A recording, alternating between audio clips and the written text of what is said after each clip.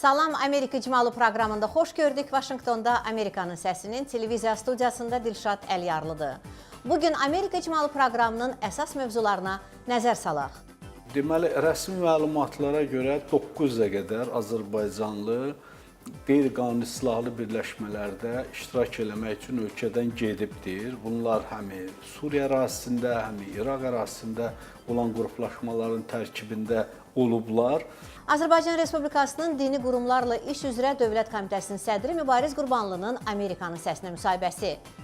Dövlət katibi Rex Tillerson Asiya səfərinə jurnalist korpusu olmadan çıxıb. Veteran jurnalistlər onu mediadan uzaq durduğuna görə tənqid edir. Los Anjelesin İran icması Prezident Trumpın səfər qadağasının təsirlərindən narahatdır. Yeni hesabat Prezident Trumpın inaugurasiyasından sonra ABŞ-da yeni iş yerlərinin sayının gözlənildiyindən artıq olduğunu göstərir. Dünya üzrə primatların yarıdan çoxu yox olmaq təhlükəsi qarşısındadır. Illinois Universitetinin tədqiqatçı alimi primat meymunların gələcəyi ilə bağlı narahatlığını bildirir. Azərbaycana nar və zəfəranla səyahət. Konqres kitabxanasında Amerikada Azərbaycan kulinariyası haqda ilk kitabın müəllifi Fəridə Buyuranla görüş. Dini qurumlarla iş üzrə Dövlət Komitəsinin sədri Mübariz Qurbanlı Amerikanın Səsinə müsahibəsində Azərbaycanda dini radikalizmə qarşı mübarizə və İslam həmrəyliyi ilə bağlı həyata keçirilən tədbirlərdən danışıb. Onunla müsahibəni Bakı müxbirimiz Tapdıq Fərhadoğlu aparıb. Son zamanlar məlumatların intensivliyi Azərbaycanda terrora cəhd və bu istiqamətdə silahlanma meyillərinin artmasından xəbər verir. Sizcə bunun səbəbi nədir? Və qarşısını almaq üçün hansı addımlar atılmalıdır?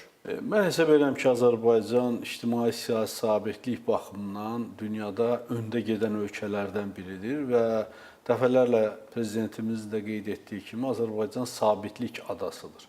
Amma təbii ki, Azərbaycanda da bəzən cinayət hadisələri baş verir. Bu və digər formada terrorla bağlı qruplar aşkara çıxarılır.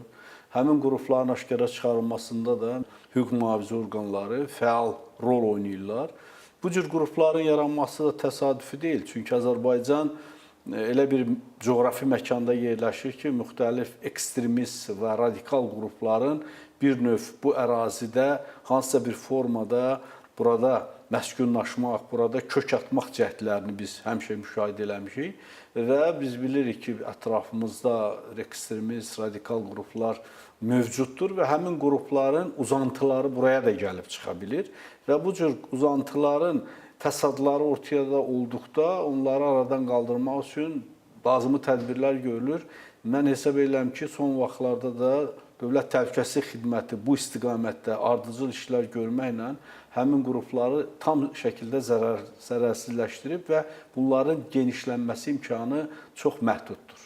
Rəsmi şəxslərin dediyinə görə bir neçə yüz Azərbaycan vətəndaşı terror və radikal dini təşkilatların tərkibində döyüşüb və ya döyüşür. Azərbaycan vətəndaşlarının bu təşkilatlara qoşulmaması üçün hansı qabaqlayıcı tədbirlər görülür? Hazırda tendensiya necədir? Deməli, rəsmi məlumatlara görə 900-ə qədər Azərbaycanlı qeyri-qanuni silahlı birləşmələrdə iştirak eləmək üçün ölkədən gedibdir. Bunlar həm Suriya ərazisində, həm İraq ərazisində olan qruplaşmaların tərkibində olublar və həmin rəsmi statistikaya görə bunların bir qismi orada həlak olub, bəziləri geriyə dönüb peşmançılıq çəkərək və həmin gələnlər içərisində həbs olunanlar da var və məhkəmənin hökmü ilə cəzaya məruz qalanlar da var. Amma bu 900 nəfər içərisində yaddan çıxarmayaq ki, bəziləri öz ailələrini də götürüb aparmışlar. Bu rəqəmlə 900 gəlib alınır və son dövrlərdə qeyri-qanuni silahlı birləşmələrə gedənlər müşahidə edilməyib. Son il yarımda bizdə bir dənə də belə fakt aşkar edilməyibdir. Həm hüquq mühafizə orqanlarının, həm də dini komitənin digər qurumlarla birgə apardığı profilaktik tədbirlər eyni zamanda Suriya və İraqda hərbi əməliyyatların kəskinləşməsi, orada IŞİD əleyhinə aparılan əməliyyatlarda əldə edilmiş uğurlar buradan gedənləri çəkindiribdir. Bu çəkindirici amillərin ideoloji, siyasi, iqtisadi, hərbi, psixoloji tərəfləri var və Azərbaycanda demək olar ki, son dövrlərdə həmin ərazilərə gedənlər olmayıbdır. Profilaktik tədbirlər davam edir.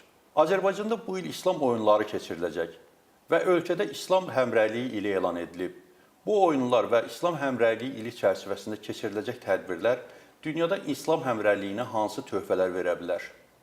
Prezidentimiz Cənab İlham Əliyevin İslam həmrəyliyi ili elan eləməsinin çox böyük ictimai, siyasi əhəmiyyəti vardır. Və bu İslam həmrəyliyi ilinin elan edilməsi eyni zamanda İslam oyunlarının Azərbaycanda keçirilməsi ilə uzlaşan bir hərəkətdir, bir hadisədir. İslam oyunları da yalnız oyunlar kimi başa düşülməli deyil.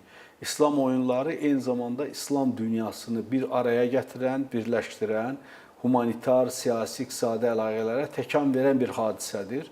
4-cü İslam oyunlarının Azərbaycanda keçirilməsi Azərbaycan üçün çox böyük əhəmiyyət kəsb edən bir hadisədir.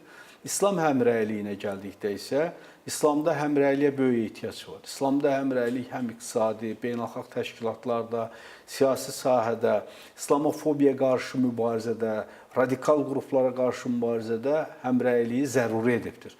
Həmin zərurəti nəzərə alaraq prezidentimiz bu ili İslam həmrəyliyi ili elan edibdir. İslam həmrəyliyinə uyğun olaraq Azərbaycanın nümunələri var. Bu İslam həmrəyliyi ölkədə müxtəlif məzhəblərin həmrəyliyində, eyni zamanda ölkədə İslamla digər konfensiyaların birgə yaşayışının nümunələrində özünü göstərməlidir və bununla bağlı tədbirlər planı qəbul edilibdir. Həmin tədbirlər planı həm ölkə daxili, həm ölkə xarici tədbirləri özündə əhatə edir və Azərbaycanın İslam həmrəyliyinə töhfəsi baxımından Azərbaycanda konfensiyalararası dözümlülük, tolerantlıq, multikultural dəyərlərin təşviqi, eyni zamanda Azərbaycanda müxtəlif məzhəblərin bir araya gələrək vəhdət namazı formasında məscidlərdə keçirdiyi tədbirlər bir nümunə, bir örnək kimi göstəriləcəkdir. Bu özü bir töhfədir və Azərbaycan prezidentinin bu qərarı İslam dünyasında böyük əks-səda doğurmaqla ciddi şəkildə müdafiə olunur. Prezident Həsən Ruhani bildirib ki, Azərbaycan və İran Vəhabi Sələfi ideologiyasından qaynaqlanan terror çağırışlarının kökünün kəsilməsi üçün birgə səylər göstərəcək. Bu istiqamətdə hansı birgə fəaliyyətlər mövcuddur?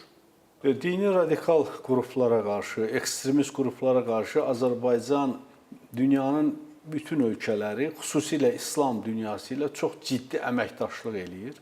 Bizim həm xüsusi xidmət orqanları, hüquq mühafizə orqanları, həm dövlət qurumları, eyni zamanda dini qurumlar isə Dövlət Komitəsi bu sahədə iki tərəfli və çox tərəfli əlaqələrdə iştirak eləyir. Burada Qafqaz Müsəlmanları İdarəsi də bu məsələlərdə öz töhfəsini verir və bu istiqamətdə keçirilən beynəlxalq tədbirlərdə yaxından iştirak edir. İran İslam Respublikası ilə də bizim bu sahədə iki tərəfli əlaqələrimiz mövcuddur. Mən 2 dəfə İranda səfərdə olmuşam. Bu yaxınlarda da Məşhəddə İran Məşhəd şəhərinin İslam Mədəniyyət Mərkəzinin açılışında iştirak elədim. Orada apardığımız danışıqlarda biz bütövlükdə dini radikal qruplara qarşı birgə mübarizədə bir-birinə dəstək vermək, birgə tədbirlər keçirmək və s. razılaşma əldə elədik. Dini radikal qruplar, onların yaranma səbəbləri ciddi şəkildə araşdırılır. Bununla bağlı çoxsaylı kitablar nəşr olunur, filmlər çəkilir. Dini komitə Fitnə adlı film, sənədli film çəkib nümayiş etdiribdir. Şəhadət adlı film üzərində iş gedir. Vəhdət adında sənədli film üzərində də iş aparılmaqdadır. Və bütün bunlar eyni zamanda Azərbaycanda və Azərbaycandan kənarda təbliğ ediləcəkdir. İranla Azərbaycan, eyni zamanda Türkiyə, Azərbaycan, Ərəb ölkələri ilə Azərbaycan arasında dini radikal qruplara qarşı birgə mübarizə ilə bağlı tədbirlər planımız vardır. Dövlət katibi Rex Tillerson Şimali Koreyanın nüvə silahları təhlükəsi və provokasiyalarını müzakirə etmək məqsədi ilə Asiya ölkələrinə ilk səfərini edir. Lakin ABŞ dövlət katibini bu səfərdə ənənəvi olaraq jurnalistlər korpusu müşayiət etmir. Bir sıra veteran jurnalistlər və xarici analitiklər bununla bağlı narazılıqlarını bildirirlər. Diplomatik müşahidəçilər isə Tillersonun vəzifəsinin icrasına başladığı ilk ay mətbuatdan uzaq durmağa çalışdığını qeyd edir. Tillerson vəzifəsinin ilk günü fevralın 2-də mətbuata yaxşı münasibət göstərmişdi. Hi, I'm the new guy. Lakin ondan sonra dövlət katibi jurnalistlərin suallarına cavab verməkdən imtina edir. Onun Şimali Koreyanın raketləri sınaqdan keçirdiyi vaxtda təsadüf edən Asiya səfəri zamanı ənənəni pozması suallar qaldırıb. Mən sizə dövlət katiblərinin hər bir səfərinə dair xartiya göstərə bilmərəm.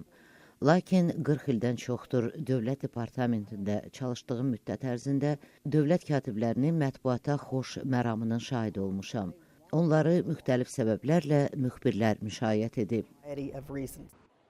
Sabiq səfir Laura Kennedy Çinin də daxil olduğu səfərdə medianın iştirak etməməsini təəssüflə qarşılayıb. I think a particular opportunity when you're visiting a country like China that does not have a free press, when you don't... Azad mətbuatı olmayan Çin kimi bir ölkəyə səfər zamanı azad mətbuat nümayəndələrinin yanında olmaması azad mətbuatı təbliğ edən ABŞ üçün mənfi siqnaldır. Dövlət Departamentinin müvəqqəti sözçüsü Mark Tonerə məhz bu haqda sual ünvanlanıb. Bu, bizim yaymaq istədiyimiz mesaj deyil. Ağ Evin mətbuat katibi Sean Spicer bildirmişdi ki, Tillerson jurnalistlərin yerləşməyəcəyi daha kiçik təyyarə ilə yola düşəcək. Biz hər bir kabinet üzvünün səfərin detallarını müəyyən etmirik.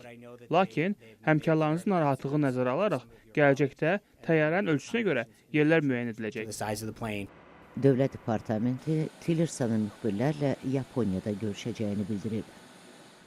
Trump administrasiyası prezidentin hakimiyyətdə olduğu ilk bir ayda yeni iş yerləri ilə bağlı hesabatdan razı qalıb. Fevral ayında özəl sektorda 235 min yeni iş yeri açılıb. Yeni iş yerlərinin sayının gözlənildiyindən daha artıq olması iqtisadiyyatın durumunun sağlam və istehlakçı inamının güclü olmasına işarə kimi qəbul edilir. Lakin yeni iş yerləri həm də yeni məsrəflər deməkdir. Bunun iqtisadiyyata təsirləri qarşıdan gələn həftələrdə aydın olacaq. Prezident seçilməkdən öncə Donald Trump aylıq məşğulluq hesabatındakı rəqəmləri saxta adlandırırdı.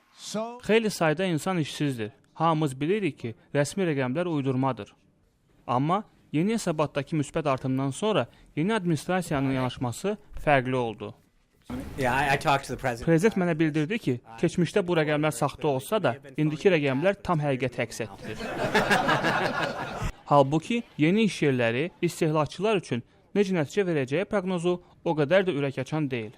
İqtisadçıların fikrincə, yüksək kredit faizləri ehtimalı 34%-dən 100%-ə artıb. Bu isə federal ehtiyat sisteminin növbəti həftə keçiriləcək toplantısı ərəfəsində müsbət bir əlamət deyil. Əlbəttə, bu federal ehtiyat sisteminin səbirsizliklə gözlədiyi bir göstəricidir. Maliyyəçi Qusfuşu hesab edir ki, nəticədə alıcılar üçün kredit dərəcələrinin artımı baş tuta bilər. Amma düşünmürəm ki, bu ciddi bir artım olacaq. İqtisadiyyatın möhkəmliyi, yeni iş yerləri və maaşların artımı fonunda kredit faizlərinin artımı alıcılar üçün mühüm olacağına inanmıram. Mütləq məşğulluğa yaxın bir iqtisadiyyat hər bir insanın asanlıqla iş tapa bilməsi deməkdir. Moody maliyyə şirkətinin nümayəndəsi Mark Zandi düşünür ki, mütləq məşğulluğu davamlı saxlamaq üçün immigrantlara ehtiyac olacaq. Əslində işçi qüvvəsindəki artımın yarısı immigrantların hesabına baş verib. Bu səbəbdən, əgər biz immiqrasiyanı sərtləşdirsək, işçi qüvvəsindəki artım zəifləyəcək. İşçi qüvvəsinin kiçilməsi isə məşğulluğun da azalması deməkdir. Digər tərəfdən, işçi qüvvəsinin kiçilməsi maaşların artımı ilə də nəticələnə bilər.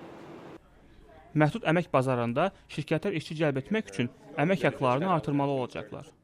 Məşğulluq ilə bağlı yeni hesabatda bunun əlamətləri var. Keçən illə müqayisədə maaşlar 2,8% artıb. İqtisadçılar bu artım meylinin davam edəcəyi qənaətindədirlər.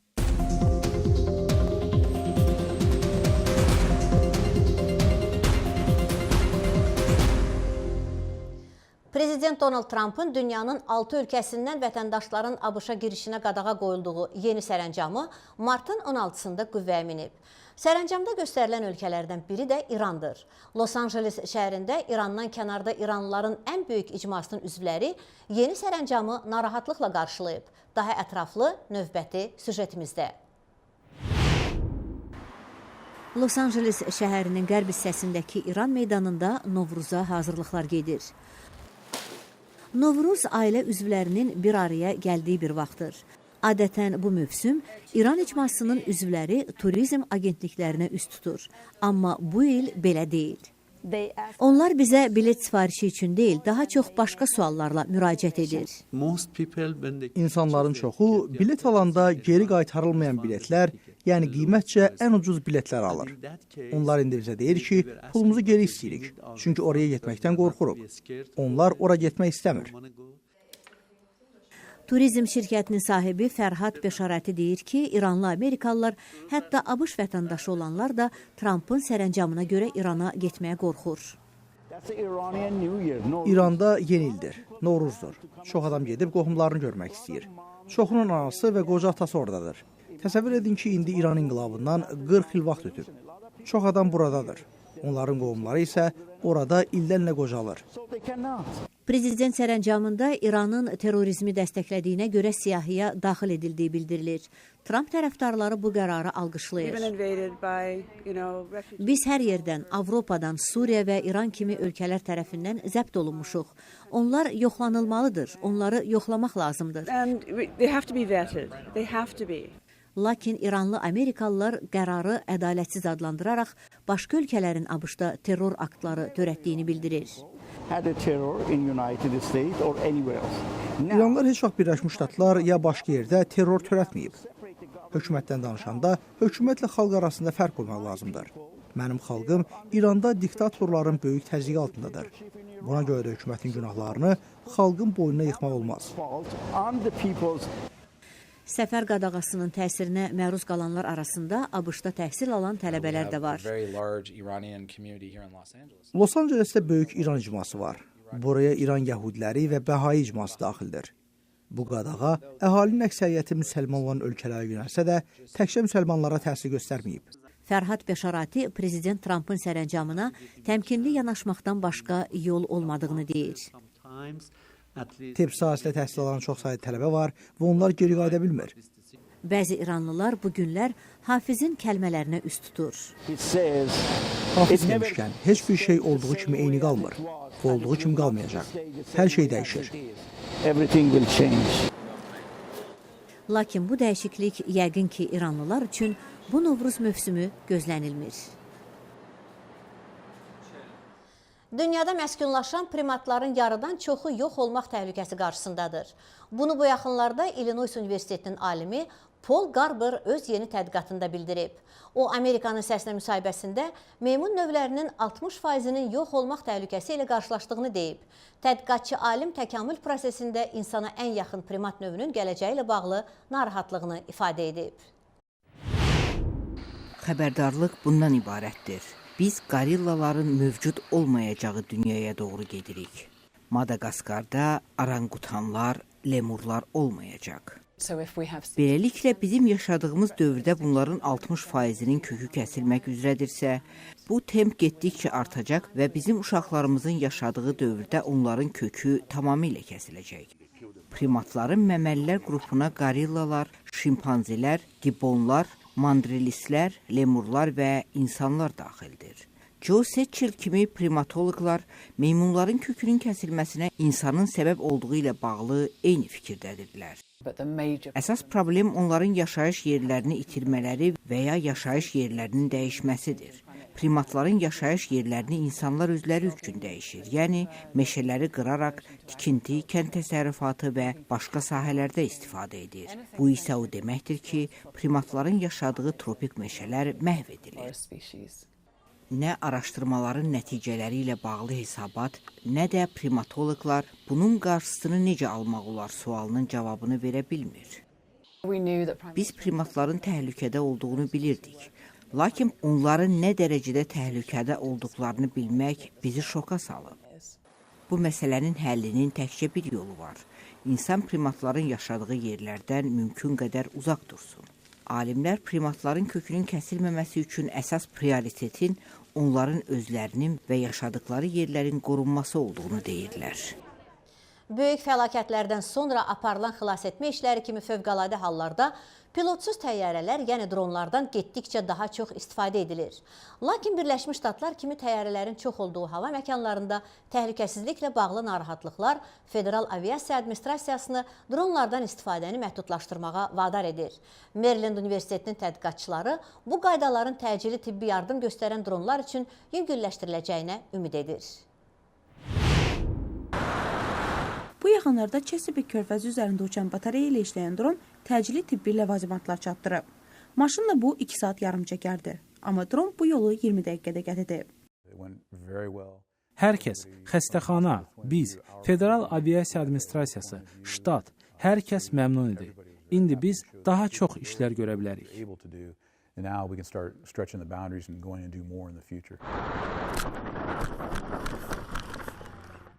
Bu, Maryland Universitetinin tədqiqatçıları tərəfindən aparılmış bir sınaq olub. Amma zəlzələ və ya daşqın kimi əsl fövqəladə vəziyyət nəticəsində xəsarət alan insanın həyatının onlarca kilometr uzaqlıqda olan dərmandan asılı olduğu bir mənzərəni də nəzərə almaq lazımdır. Tədqiqatçılar deyir ki, bu məsələnin ən yaxşı həll yolu dronlardır. Amma bunun qarşısında da bəzi normativ maneələr durur. Qaydalara əsasən dronları gözdən uzaq məsafələrə uçurmaq olmur, amma əslində onlar gözdən uzaq, uzun məsafələr uçanda daha effektli olur. Dronlar və təyyarələrin toqquşması kimi bir neçə insidentdən sonra Federal Aviasiya Administrasiyası dronun hər zaman onu idarə edən şəxsin gözünün önündə olmalı olduğuna dair qayda tətbiq edib. Dronlarla bağlı bu və bir sıra digər qaydalar onların uça biləcəkləri məsafəni məhdudlaşdırıb. Chesapeake körfəzində aparılan tibbi ləvazimatların çatdırılma sınağında dronun arxası ilə helikopter uçmalı olub. Qaydaların yüngülləşdirilməsini gözləməyə davam edərkən, tədqiqatçılar dronlardan istifadəni genişləndirməyin yollarını araşdırırlar. Bizim diqqət verdiyimiz bir məsələ də orqan çatdırılmasıdır. Hazırda orqanlar daim insan tərəfindən müşahidə olmalıdır. Dronlarla bunu etmək mümkün deyil. Biz isə bunu və soyutma sistemini necə adlaya bilərik deyə düşünürük.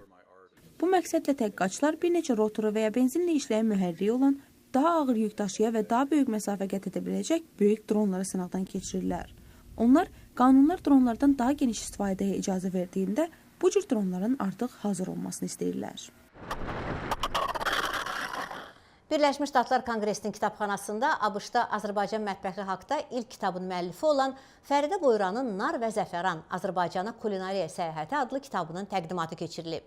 Dünyanın ən mötəbər kitabxanalarından biri olan Konqres kitabxanasının Yaxın Şərq bölməsində keçirilən tədbirdə Fəridə Buyuran Azərbaycanın mətbəx mədəniyyəti tarixi və ənənələri haqda danışıb və kitabın nüsxələrini imzalayıb. Toplaşanlara Azərbaycan mətbəxinin nümunələri də təqdim edilib. Bu Novruz günlərində Fəridə Buyuran Amerikalıları sözün əsl mənasında vətəni Azərbaycana kulinariya səyahətinə dəvət etdi. O, Azərbaycan tarixinin müxtəlif mərhələlərində ölkənin milli mətbəx ənənələri, kulinariya mədəniyyəti haqda maraqlı məlumatlar verdi, yeməklərin xüsusiyyətləri, milli bayramlar haqda məlumatların yerləşdirildiyi stendlər nümayiş etdirdi. Fəridə Buyuran Böyük İpək yolu üzərində yerləşən Azərbaycanın milli mətbəx ənənələrinin Yaxın Şərq və Mərkəzi Asiya bölgələrində özünə məxsus yer tutduğunu qeyd etdi. O, Amerikanın Səsinə müsahibəsində əsas məqsədinin zəngin, lakin Amerikada az tanınan Azərbaycan mətbəxinin özəlliklərini göstərməkdən ibarət olduğunu dedi. Mənim əsas missiyam odur ki, Azərbaycan mətbəxinin gözəlliyini, dərinliyini, sonra regionlar arası zənginliyini göstərməkdir. Yəni, insanların o mətbəxi tanımalarını çox istəyirəm. Çünki həqiqətən çox tarixi var bizim mətbəximizin. Müxtəlif mədəniyyətlərin təsirindən yaradılmış bir mətbəxdir. Eyni zamanda Azərbaycanın özünün də qatqıları olan bir mətbəxdir və bu oxşarlıqları, fərqlilikləri Amerika oxucularına çatdırmaq istəyirəm.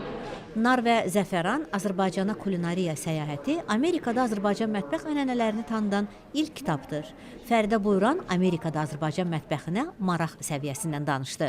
Kitabımı əldə edən insanların marağı və eyni zamanda biliyi artdığını görürəm. Xüsusilə Amerikalılar yəni Azərbaycanla əlaqəsi olmayan insanlar çox alır kitabımı və doğrudan da bu sevindirici haldır. Çünki mən əvvəl elə bilirdim ki, daha çox burada yaşayan Azərbaycanlılar alacaq, amma sevindiricidir ki, tam tərsi, heç o mətbəxlə əlaqəsi olmayan insanlar alır və bu o deməkdir ki, missiya bir şəkildə yerinə yetirilir və mən elə gəlir ki, mənim çıxış etdiyim tədbirlərə gələn insanlarda maraq artır və onların marağı artdıqca onlar da başqasına deyəcək, bu mətbəx haqqında başqalarına bilgi verəcək və belə zəncirvari şəkildə məncə Azərbaycanın böyük, gözəl təbliğatı olur.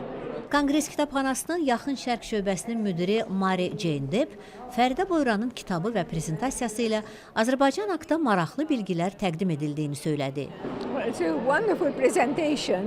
Çox gözəl bir prezentasiya oldu. Burada təkcə yeməklər deyil, ölkənin mədəniyyəti haqqında məlumatlar verildi. Azərbaycan kitabxanada bu bölməyə daxil olsa da, mən əvvəllər bilmədiyim məlumatlar aldım. Azərbaycanın müxtəlif ölkələrdən, məsələn Hindistandan gətirilən məhsullar, qədim Monqolların təsiri haqqında maraqlı məlumatlar verildi. Bu, mən deyərdim ki, əsl mədəni ekskursu idi. Mən Azərbaycanı bundan sonra daha yaxşı başa düşə biləcəyimi düşünürəm. Çox gözəl bir prezentasiya oldu. Mary Jane Depp Fəridə Boyranın kitabında Azərbaycan mətbəxinin ölkənin mədəni ənənələri ilə vəhdət halında təqdim edildiyini xüsusi vurğuladı. Bu təkcə kulinariya kitabı deyil, bu qədim ölkənin tarixinə bir nəzərdir. Burada mətbəx ənənələri ilə yanaşı qədim tarixi dövrlərə gedib çıxan başqa mədəni ənənələr də yer alır. Müəllif böyük tarixi dövrlər arasında ucqar yerlər və şəhərlərin mədəni ənənələri arasında bir körpü yaratmağa, regionların ənənələrini bir araya gətirə bilməyə nail olub. Bu, zəngin məlumatlara malik, rəngarəng illüstrasiyalarla dolu, çox gözəl tərtib edilmiş bir kitabdır. Fəridə Boyran Azərbaycanın mətbəx mədəniyyətinin milli mədəni ənənələrdən qaynaqlandığını deyərək Azərbaycan qonaqpərvərliyini xüsusi qeyd etdi. O, prezentasiyasını Aleksandr Dumanın Qafqaza Səyahət kitabında Azərbaycana səfərini təsvir edən statla bitirdi. Suraxanı kəndi yaxınlığında bir zabit bizi onunla çay içməyə dəvət etdi. Çay çətin ki, düzgün sözdür. Gördük ki, bizim üçün kabab, armud, üzüm, qarpız dolu gözəl şam süfrəsi hazırlanıb. O bizə gecə qalmaq istəsək, otaq da təklif etdi. Kitabın prezentasiyasından sonra qonaqlara Azərbaycan milli mətbəxinin ləziz təamları və şirniyyatlar təqdim edildi. Bununla da Amerika İcmalı proqramında bugünkü görüşümüz sona çatır. Siz Vaşinqtondan hər həftə efirə çıxan proqramlarımızı, eləcə də Dünyaya Baxış və Showbiz buraxılışlarını Amerikanın Səsinin Facebook və Twitter səhifələrində, habelə Azərbaycan Xidmətinin veb saytında izləyə bilərsiniz. Mən Dirşad Əliyarlı sizinlə xudafizləşirəm. Sağ olun, gəlin görüşədək.